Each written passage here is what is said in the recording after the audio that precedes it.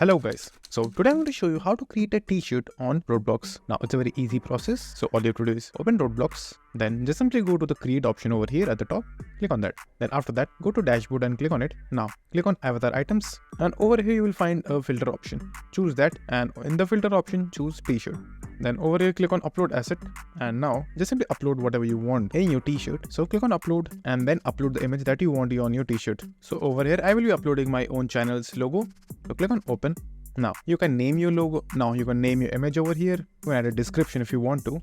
And after that click on upload. Now give it a few seconds. Now as you can see your image has been updated over here. Now click on the image and click on save changes over here. Now go to Roblox, open Roblox. Go to avatars over here and just refresh if you are facing any problem over here as well. Now the clothing, just simply go to all and right over here you will find your newly designed t-shirt. So click on the t-shirt and it will be applied as you can see right over here.